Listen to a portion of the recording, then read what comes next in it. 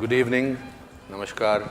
I must clarify beforehand that my questions do not need to necessarily make me out to be an intelligent man. I don't want to be intelligent or to be taken so seriously that that's Sadhguru's responsibility to answer them.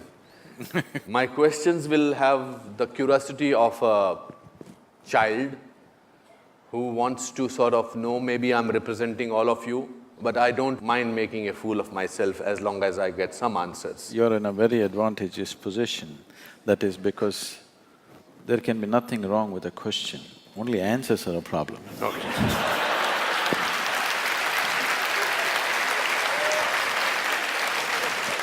So it's advantage you, the very beginning.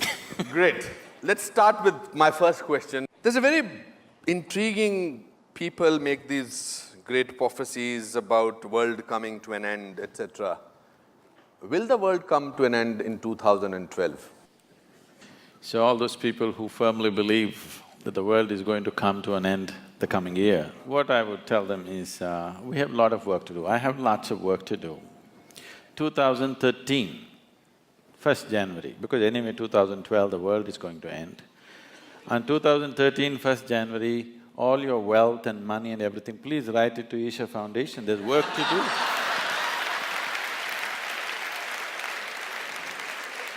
The world is anyway going to end, what are you going to do with your money?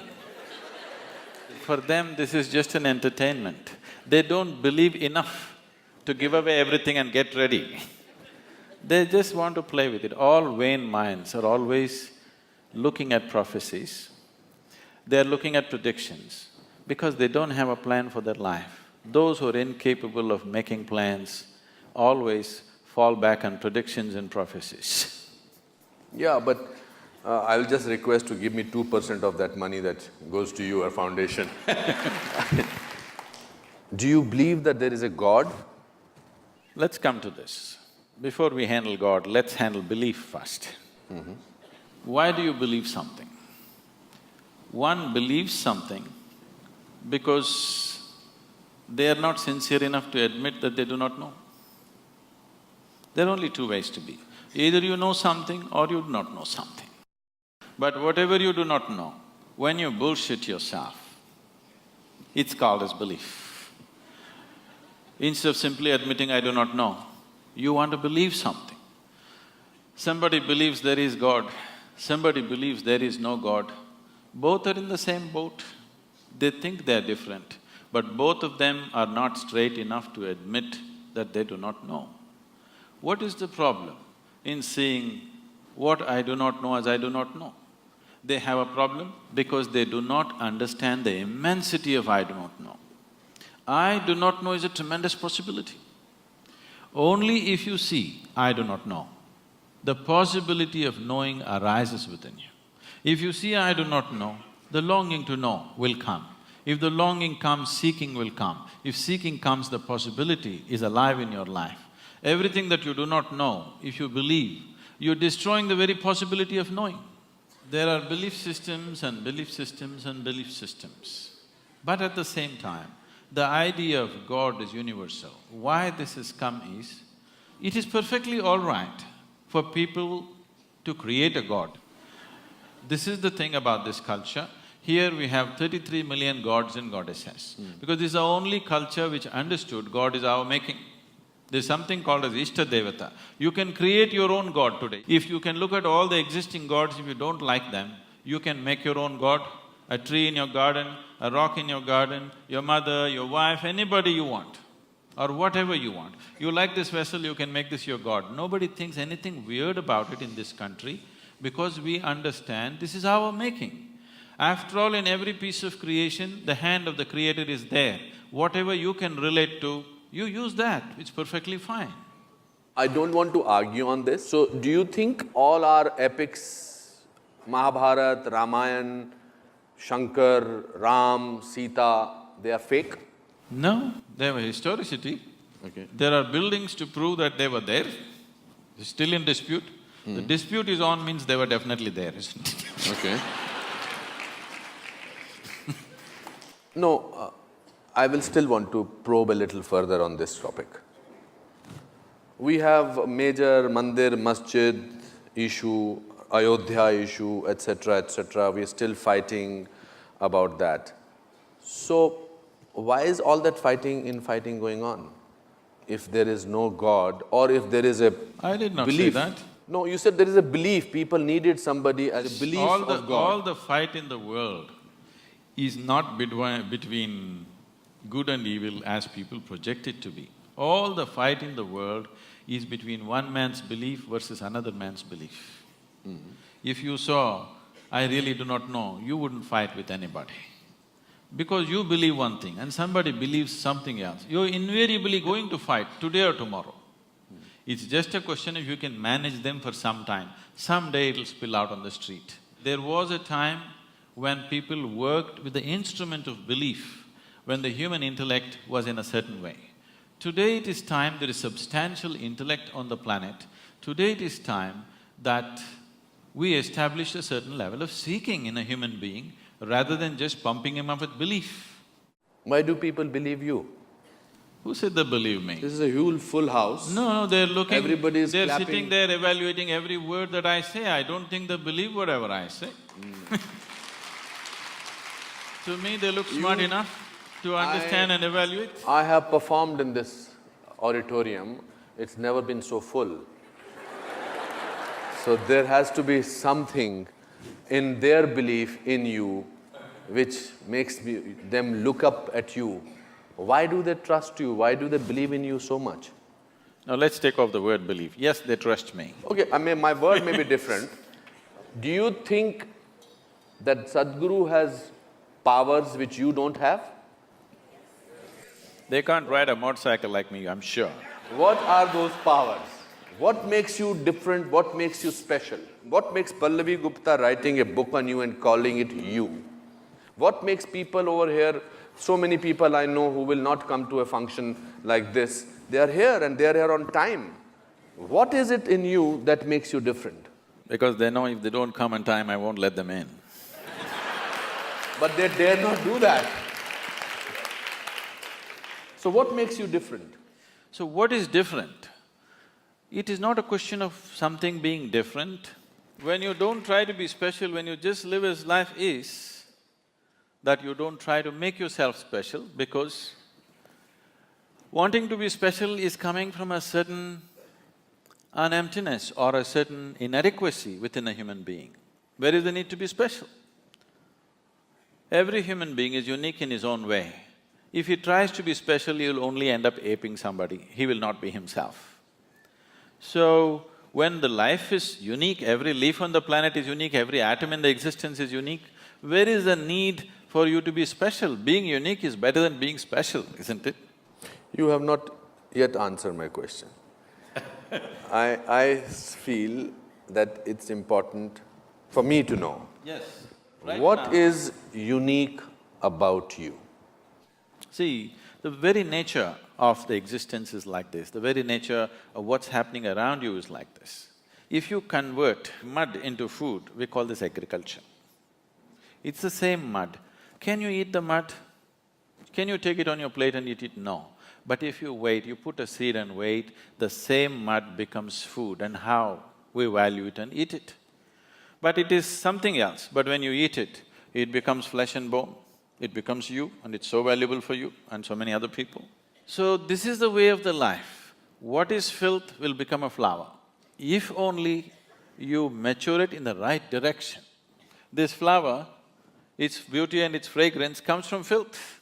The more filth you put at the root, better the flowers will grow. So, the question is not about what is different, the question is not about what is special, the question is just about, will you allow yourself to mature or will you let yourself just roll in filth? I feel very proud to be an Indian, and I'm sure a lot of people feel. But corruption bothers me, and I'm sure you also spoke about it. Do you think spirituality can help get rid of corruption to some extent?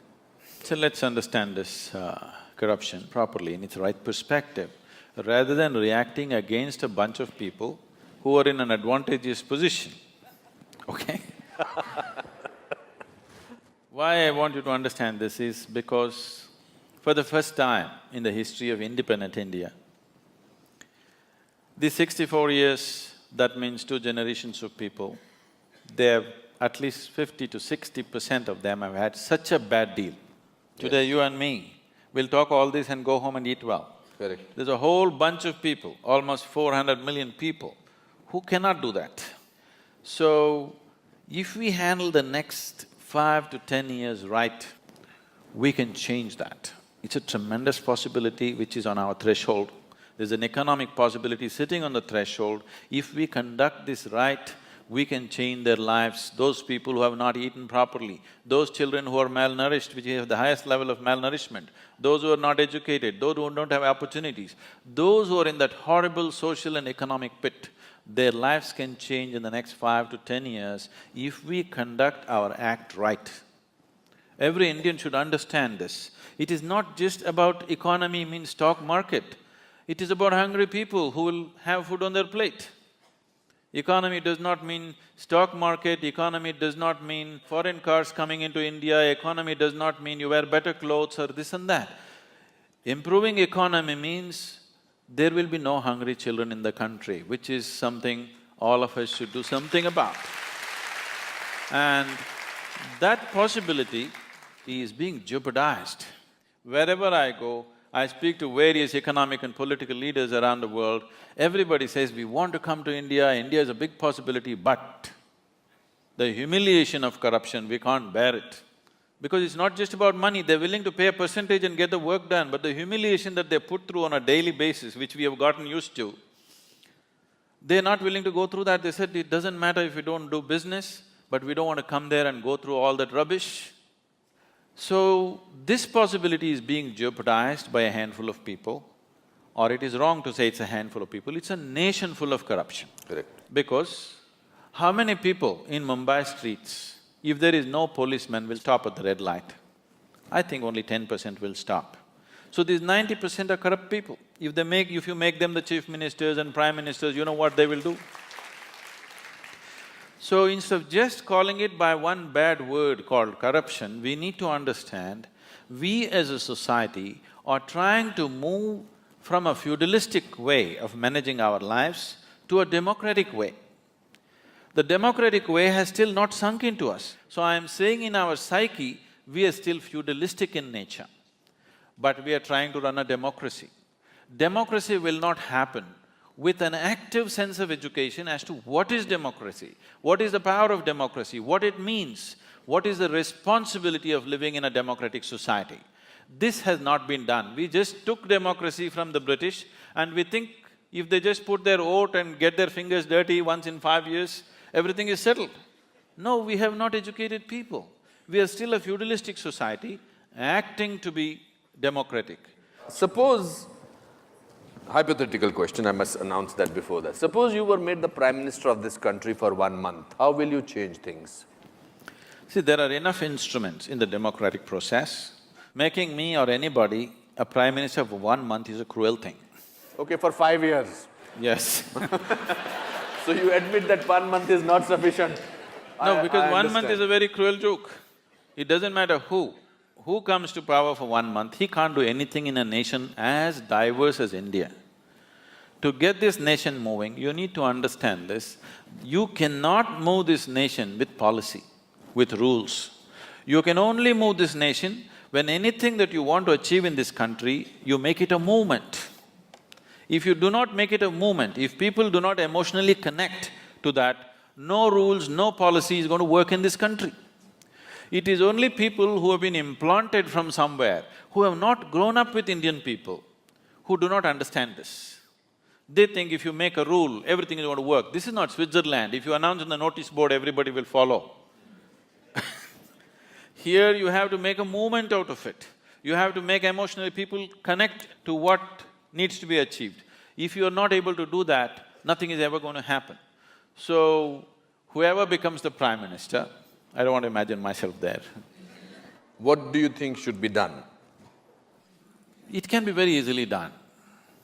There are examples of states which are going leaps and bounds ahead. If you saw Bihar just 10 years ago, It was just… I've driven through Bihar just wanting to see what Bihar is. It just looked like Afghanistan, large parts of it. Correct. Today things are happening. Absolutely. Wonderful things are happening. Just one man. Things are happening in Gujarat, just one man. Absolutely. So can't we produce 25 men or women like that in this country for every state? Are we so impotent that we cannot produce 25 human beings with some integrity who will do something straight for this nation? And today you don't have to do much. India is sitting on a boom time. You just have to just manage a few things and let it happen, that's all. You just have to see that economic process do not go out of control, you just have to manage that, you don't have to do anything. It's boom time, the whole world is looking towards you.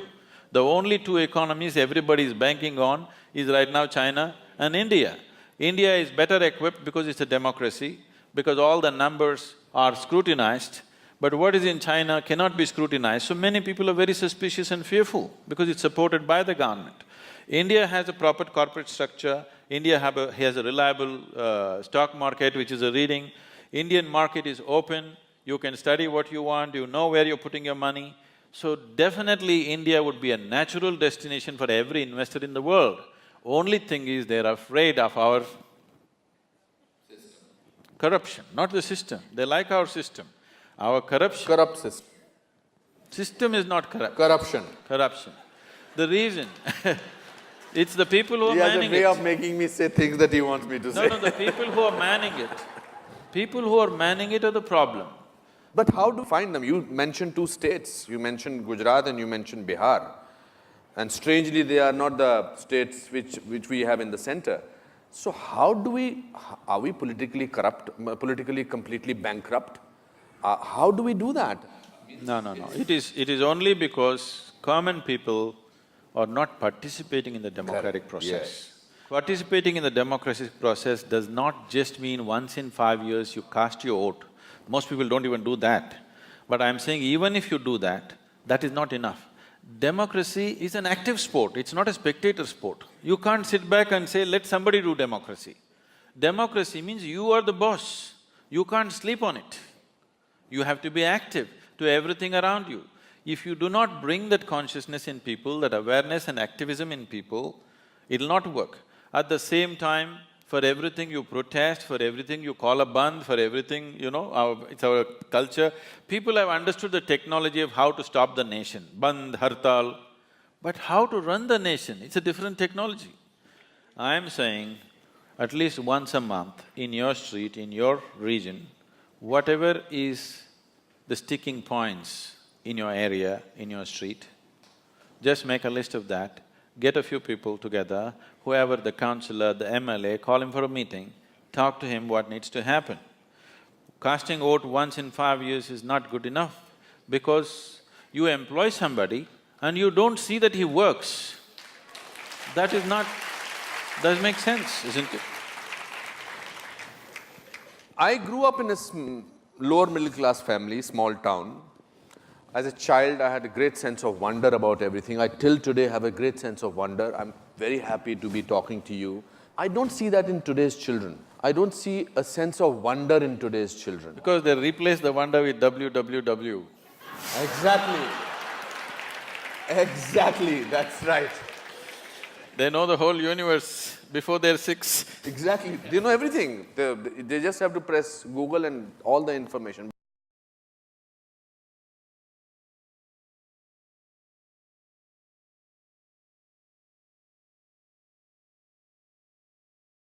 The way I am. I don't see my grandfather even at the age of 84 said, that's the way I am. So what is this, that's the way I am? I'm bored, dude, cool. I think that to be bad is being cool. If you say I'm a good man, he's a boring man. Usually they are. Yeah, they are for the world, for the marketing part of it. The breaking news after every 15 minutes for millions of channels is never about good things. It's only about disaster, rape, swindling of money. We are marketing fear.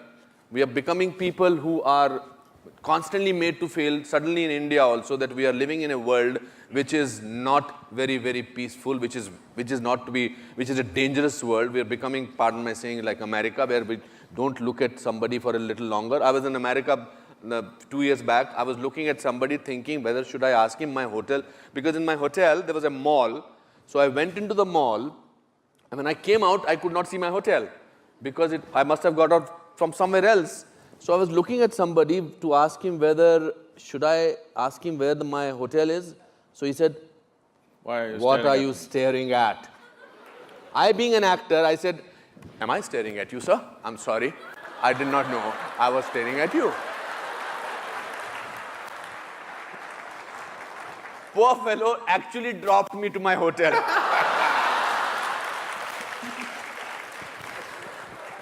What my point is, how does one in today's time, in these times, retain a certain amount of innocence, a certain amount of sense of wonder? How does one do that? See, now there are two things you said, wonder and innocence. Wonder does not necessarily come from innocence. Okay. See, for example, when you were a child, you definitely looked up at the sky, isn't it? Absolutely. Did you ever count the stars? I used to do that in Simla. There was nothing to do. How far did you go? Oh, no, nothing. I could not go beyond 100 or 200. So I meticulously sat down on the terrace, counting, trying to make, segments of the sky and trying to count.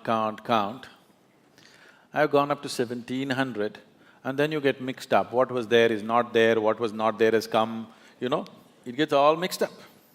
But today, that itself was wonder. 1700 just blew my mind. Today scientists are telling you there are over 100 billion galaxies, not stars, 100 billion galaxies. So as you explore, as you know, the wonder will increase because you realize the nature of the existence, then wonder will just explode.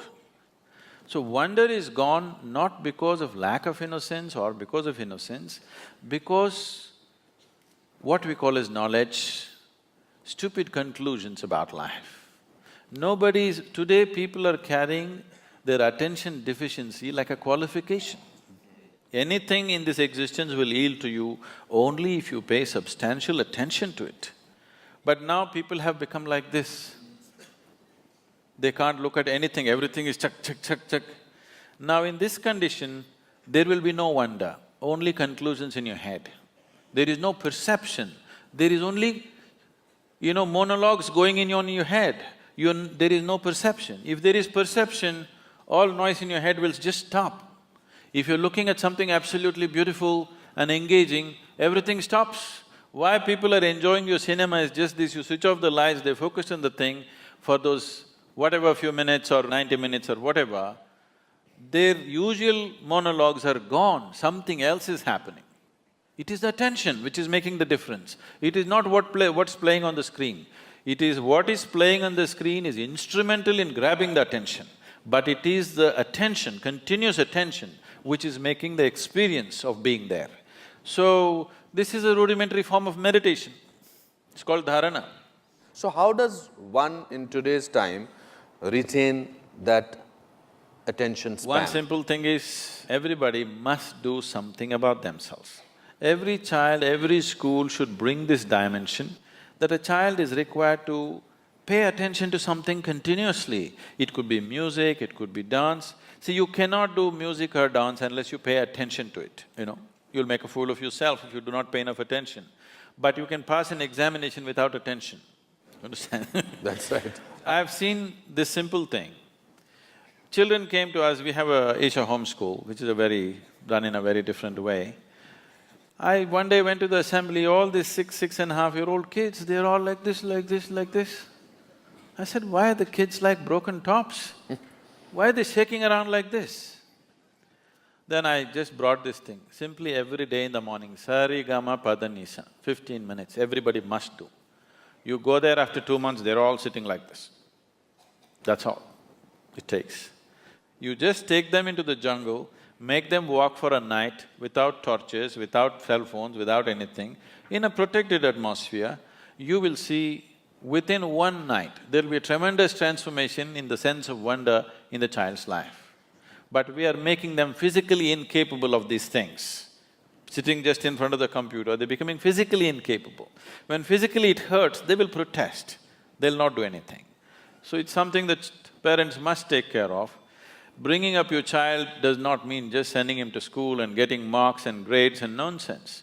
Your child in body and mind should grow up to full capabilities. That is when it will manifest in his life as success. Just marks will not manifest as success. For that, parents also have to be… Of course. Peaceful and restful. Do you get angry? You want me to right now? You can. It's not that I'm incapable of anger, I'm capable of everything.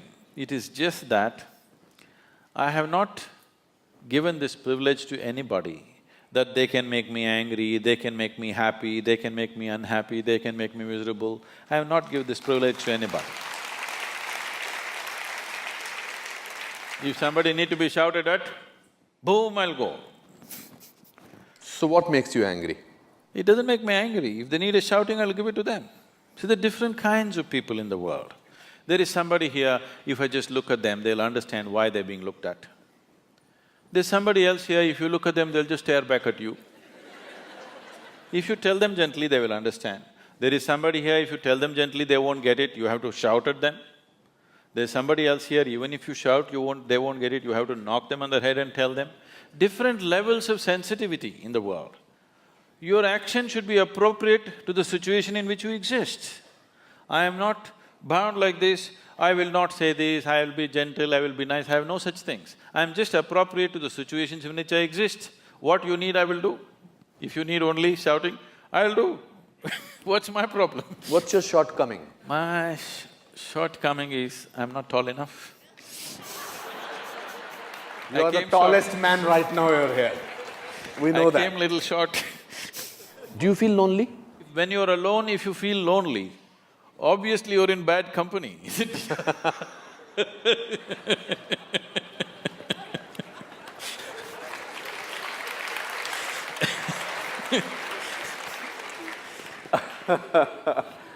It's a great journey to be talking to you, I must say. If you have to describe, before we go to the questions to the audience, if you have to describe yourself in one word, what will that word be? Apart from mystic. Okay. Would you consider wildlife as two words or one word? For you, it's one word. One word. Life, uncultured, uncultivated, just wild and as it is. That's me. You're very warm also. Just life, nothing else. It's been very enriching talking to you. I must say that I feel rich. Okay, so questions from the audience? Yes, please. Kiranji wants to ask a question. Yes. I'm sure it's for him. Not for me. All the questions for Anupam still remain unanswered, even though I've asked them very often. So I won't attempt it again. But I want to say that I'm very privileged to finally see you in person.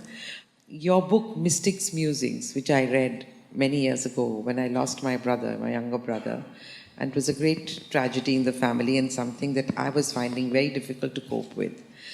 It gave me great amount of courage and made me feel much better. Also, it talked a lot about spirits. It talked a lot about life being a continuous process.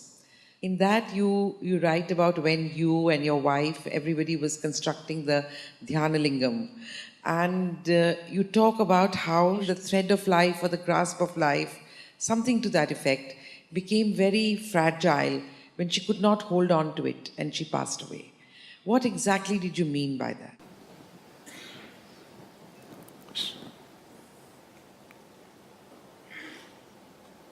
The life within you manages to stick to the physicality of who you are. Physicality is something that you gathered. It is not you, it is material. It is just a piece of this planet. What you gathered from the planet, if it has to stick to the life that you are, you must be in a certain level of reverberance.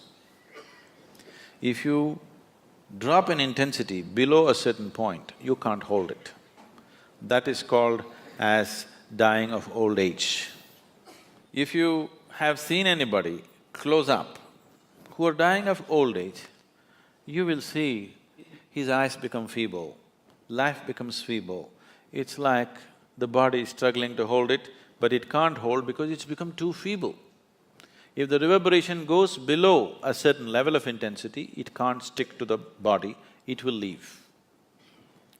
So that is generally understood as leaving peacefully because without struggle it just passed on. So that is if the intensity drops. Another way to leave is you raise the pitch of life's intensity to such a pitch, it went beyond normal pitch, then also you leave the body. So spiritual sadhana is trying to get the pitch of your life to the highest point, because only if the intensity of life is high, it's like the voltage is high, that's why the lights are bright. If your voltage is low, the lights will be dim, your awareness will be dim, your perception will be dim, all you will know is just survival process. So you want to pitch it up. So when you pitch it up beyond a certain point, there is always a danger that you will slip out. So we will fix certain things. We will fix certain things when a spiritual aspirant is progressing with a certain rapidity, we will fix the body in a certain way so that that cannot happen. Just yesterday, ashram satsang, when we were there, one lady asked, why women are asked to wear toe rings when they get married? Because marriage was supposed to be such a huge experience that they could leave the body. At the age of 8, they would marry them. They will never see each other till they're 14 or 15.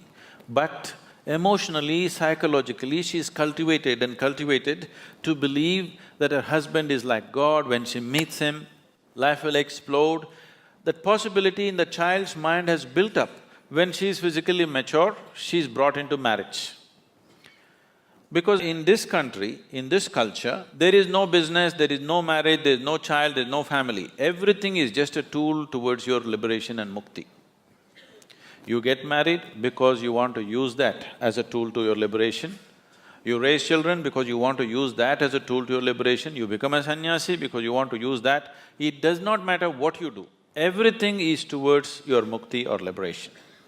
Because of this, they nurtured this girl and boy in such a way that for 4 to 6 years, they have not seen each other, but they're made to believe when they meet, something is going to happen.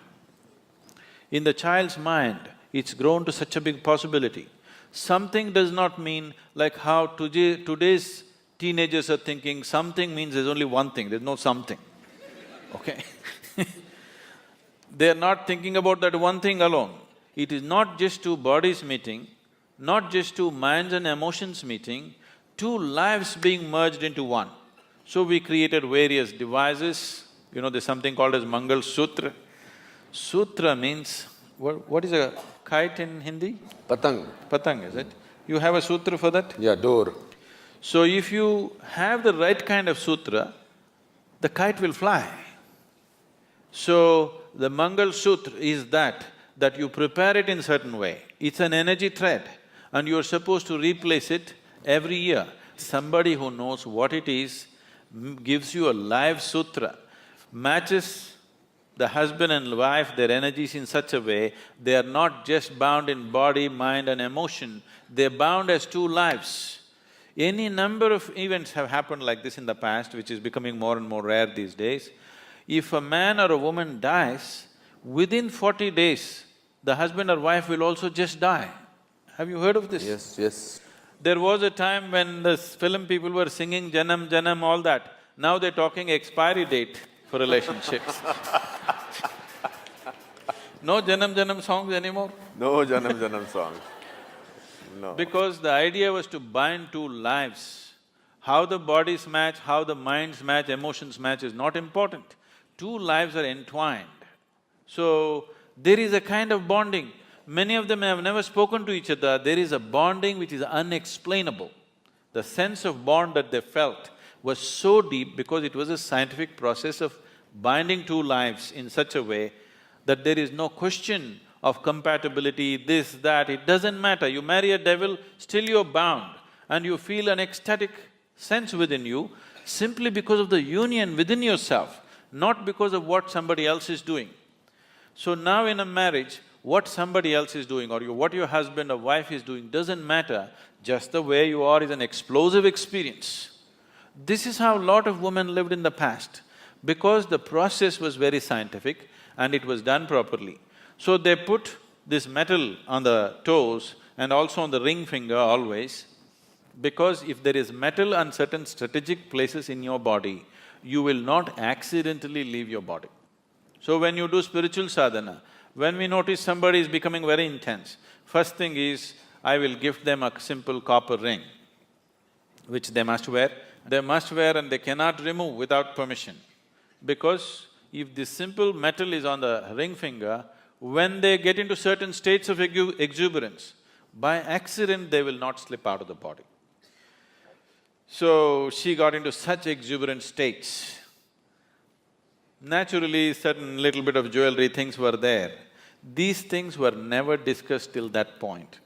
The many things I refuse to discuss because devices will work well only when people do not know how it works. So we just put it on people, we never explain. But when this situation happened, I had to explain what happened. She sat there on a full moon day evening with everybody. There were people around, and after 5 minutes, it is in the shrine, she got up and went. My eyes are closed, I knew she got up. I got little irritated, because nobody ever gets up once they sit down. Till we say it is time, nobody ever gets up. And of all the people, my wife getting up and going, little irritation in me. Why is she getting up of all the people? Then I ignored it and I sat down. After 5 minutes, she came and sat down. In another 7-8 minutes, she just went like that. When I looked, she was gone, with a big smile on her face.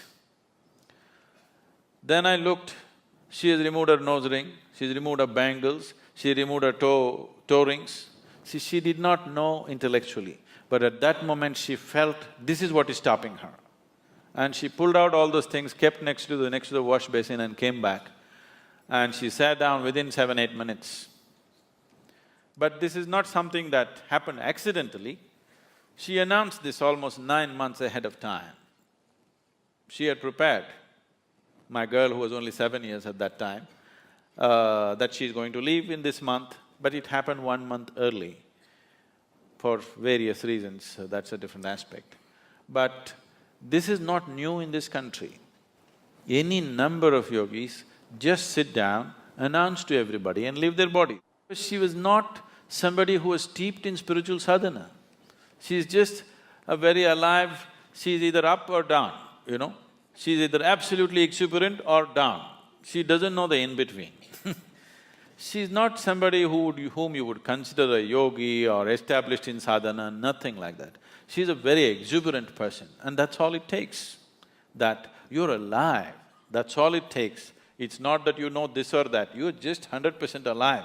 That's the only qualification you need. And she started working towards it, she announced it 9 months ahead, we tried to sabotage it in so many ways to slow it down, but it went the way it went. Yes, please. At the Isha Yoga Center in Coimbatore, near the Samadhi of your wife, is a photograph which sent shivers down my spine. The feelings are of sheer ecstasy in my interpretation. How does one achieve that level of ecstasy in life? See, every life that is here is capable of joy, is capable of blissfulness, is capable of ecstasy. The only problem is they're not able to sustain it. The problem is of sustainability. Everybody knows moments of all this. But to be there, you have not built the necessary foundations. See, if there is a wall, you can jump up and have a peep. Or you can go on a trampoline and have a little longer peep, but you'll come down. But if you build a ladder, which is not so romantic as jumping, but if you climb up, you're across the wall. Instead of calling it by different names like blissfulness, ecstasy, this, that, pleasantness, highest level of pleasantness, this is what every human being wants. If your body is pleasant, we say it is health. If it becomes very pleasant, we say it's pleasure. If your mind is pleasant, we say this is peace. If it becomes very pleasant, we say this is joy. If your emotions are pleasant, we say this is love. If it becomes very pleasant, we say it's compassion. If your very life energies are pleasant, we say this is bliss. If it is very pleasant, we say this is ecstasy. If your surroundings have become pleasant, we say you're a success. This is all every human being is seeking, isn't it? Nothing more. You want your insides pleasant, you want your outsides pleasant. This is all a human being is seeking. Outside pleasantness, you need people's cooperation. Yes? It is a craft. You have to arrange, you have to compromise, you have to deal with situations properly. Creating outside pleasantness is a certain talent, a certain capability. Not everybody is able to do the same thing on the outside. But when it comes to interiority, all of us are equally capable. Nobody has come better endowed than the other. Every human being is capable of the same thing in the inward dimension. So, somebody is sitting in a state of ecstasy, how to get there? Is it possible for me? Don't even ask the question, is it possible? If it is possible for me, it is for sure possible for you. But what I do on the outside, is it possible for you? Maybe, may not be. But what I do on the inside, is it possible for me? Definitely, definitely possible. Inner experience, nobody can be denied. External capabilities are different. So, what needs to be done? Whatever you've been through, the inner engineering is the fundamental.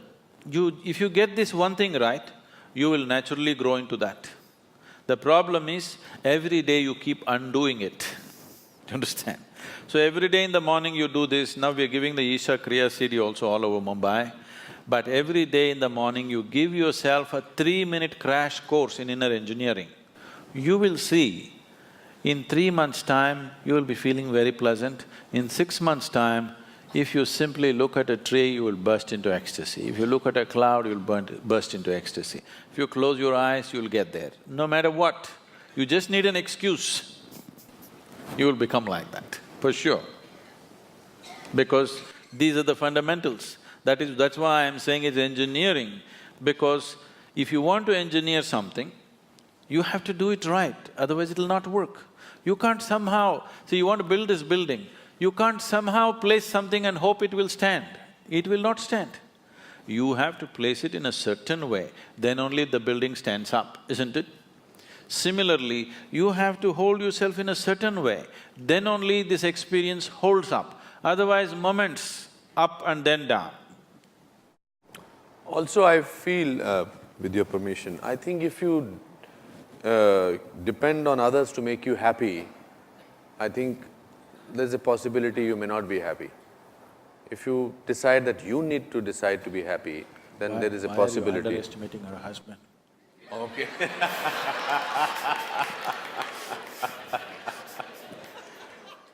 Okay. Good evening, all of you. Guruji, I would like to know, man is always craving for more and not happy at all with whatever he gets. Of course, you just explained now how happiness is an internal state of being. What would you tell to normal people as to how to get peace and happiness in their lives? आसान question पूछा आपने। The problem is not that human beings are craving for more, they are craving too little. Right now, instead of… when human consciousness is able to grasp the whole cosmos, instead of craving for that, they're craving for an apartment in Mumbai. Just stupid. So their suffering is not because they're craving for more, they're craving for too little. They conjuice even in their craving. That is their problem. Please crave for everything, you will be wonderful. There'll be no misery. You're craving for little things, that's your problem. When Such a big possibility is there, going for this is it's criminal, I would say. So it is because of this crime they're suffering, they're being punished for this crime, not for craving too much, they're not craving enough. When creation and creator is possible, they just want this little piece of property, that's all they're thinking of, they can't think beyond that, so they suffer. For limiting themselves, not because of craving for too much. Can I do a chant? Yes, please.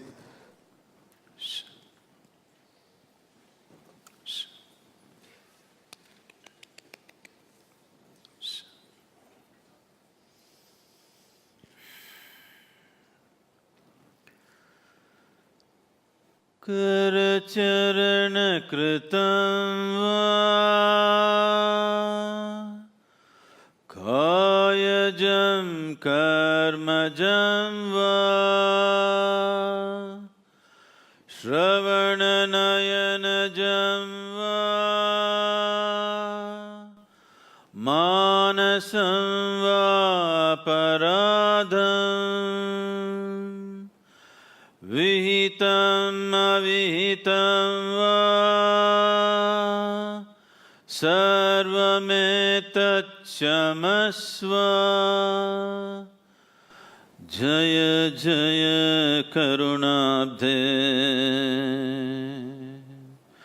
jaya jaya karunabde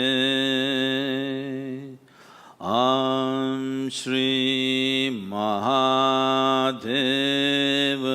Shambho.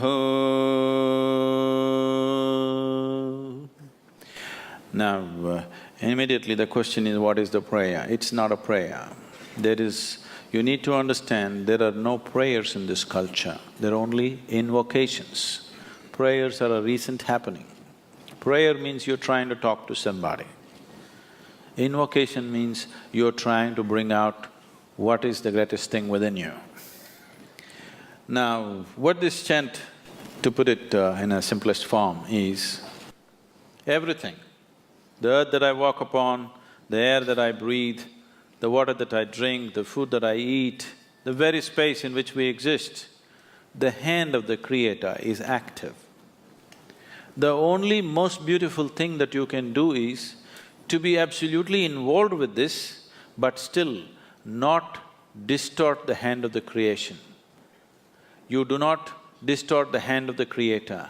That is, something that you do is an aberration to what the Creator intends.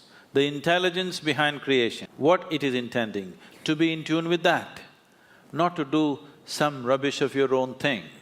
So, this is a journey from being a piece of creation to being the Creator. Every human being is capable of this. It's my wish and my blessing. This should become the reality in your life. Thank you very much for being here.